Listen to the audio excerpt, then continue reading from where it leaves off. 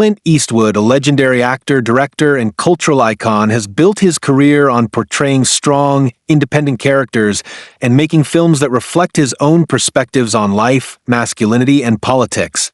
His work, often described as unapologetically traditional, has made him a beloved figure among conservative audiences while simultaneously drawing criticism from liberal media.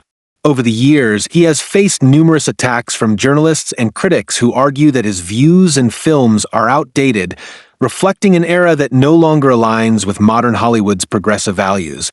One such incident involved a well-known liberal journalist who confronted Eastwood during an interview, accusing him of promoting outdated and conservative ideals in his movies. The journalist argued that Eastwood's perspectives on heroism, morality, and American values were no longer relevant in today's rapidly changing entertainment industry. The conversation quickly turned into a clash of worldviews, with the journalist attempting to push Eastwood into a defensive position, questioning whether he should adapt to new cultural standards or step aside to make room for a younger generation of filmmakers. This moment exemplified the ongoing cultural battle in Hollywood, where traditional storytelling and progressive ideologies often collide. The reporter's attack on Eastwood was not just about his films. It was a broader critique of the old guard of Hollywood and their resistance to change. However, Eastwood, known for his calm demeanor and sharp wit, handled the situation in a way that left the journalist stunned and ultimately humiliated. From the journalist's point of view, Eastwood represented a past era of filmmaking, one that prioritized rugged individualism, stoic masculinity, and narratives centered around moral absolutes.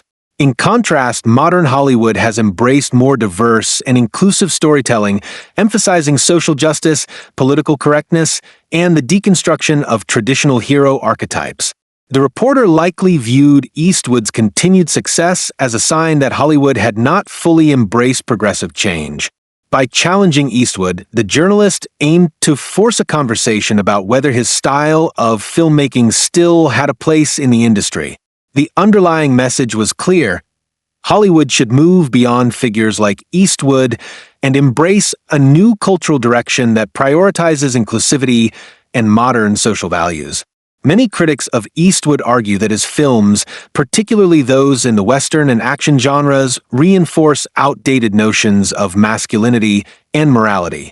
They claim that his movies often depict lone wolf heroes who solve problems through violence and toughness rather than diplomacy or sensitivity. In today's climate, where films increasingly challenge traditional power structures and promote a broader range of voices, Eastwood's approach can seem out of step with the times. However, what the journalist failed to acknowledge is that Eastwood's appeal goes beyond simple nostalgia. His films resonate with audiences precisely because they offer something that is becoming rarer in Hollywood: stories about self-reliance, perseverance, and a clear sense of right and wrong. While modern filmmakers explore complex and morally ambiguous characters, Eastwood's films provide a refreshing contrast by sticking to timeless themes of justice, honor, and personal responsibility. During the interview, the journalist pressed Eastwood with pointed questions, attempting to force him into a defensive position. Some of the questions may have included, "Do you think Hollywood is leaving you behind?" A question designed to imply that Eastwood is becoming irrelevant. "Your films often portray strong male leads with traditional values. Do you think that still resonates with audiences today?" A subtle challenge to the idea that traditional masculinity has a place in modern storytelling. "Don't you think it's time for Hollywood to move on from the kind of stories you tell?" A direct suggestion that Eastwood's time in the spotlight should come to an end. The goal of these questions was clear: to make Eastwood acknowledge that his brand of storytelling was no longer in alignment with the dominant trends in Hollywood. The journalist likely expected Eastwood to either defend himself aggressively or stumble in trying to justify his position. However, Eastwood's response would prove why he remains a Hollywood legend. Rather than reacting emotionally or engaging in a heated debate, Eastwood remained composed. With his signature cool demeanor, he delivered a response that was both simple and devastatingly effective. "I've been making films for decades, not to please political trends, but to tell meaningful stories. If you don't like them, don't watch them. This statement immediately shifted the power dynamic of the interview.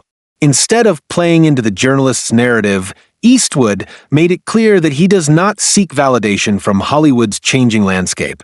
His films are not created to align with trends or satisfy critics. They exist to tell compelling stories that resonate with audiences. By telling the journalist, "If you don't like them, don't watch them," Eastwood effectively dismissed the criticism without giving it any real weight. He refused to justify himself or engage in a debate about his relevance, making it clear that his legacy speaks for itself. This response highlighted a crucial point. True artists do not conform to passing trends. They stay true to their vision and let the audience decide their worth. Following Eastwood's response, the journalist was left without a strong counterargument. The attempt to corner Eastwood had backfired, as the legendary filmmaker's confidence and clarity exposed the weakness in the journalist's argument. Instead of making Eastwood look outdated, the exchange only reinforced his image as a steadfast, independent thinker who refuses to be pressured by media narratives. As clips of the interview circulated online, public reactions overwhelmingly sided with Eastwood. Fans and commentators praised him for standing his ground and refusing to engage in what many saw as a manufactured controversy. Social media platforms were flooded with comments such as, "Clint Eastwood is a legend. He doesn't need Hollywood's approval. This is why people respect Eastwood. He says what he means and doesn't back down." The reporter thought he had Eastwood trapped, but instead he got schooled. The journalist, on the other hand, faced backlash for what was perceived as an attempt to push a political agenda rather than conducting a fair interview. Many viewers felt that the attack was unnecessary and that Eastwood's body of work speaks for itself.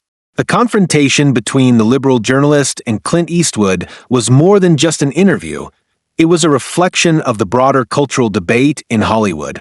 While the journalist attempted to paint Eastwood as outdated, the legendary filmmaker proved that his relevance is not determined by media critics, but by the audiences who continue to appreciate his work. Eastwood's ability to handle criticism with grace and confidence is a testament to his decades-long career. He understands that Hollywood is always changing, but instead of bending to external pressures, he remains true to his vision. His response during the interview not only silenced his critic, but also reinforced his status as an enduring figure in the entertainment industry. In the end, the attack on Eastwood failed because it underestimated the power of authenticity. While trends come and go, great storytelling remains timeless, and as long as audiences continue to value strong, principled characters, Clint Eastwood's legacy will endure.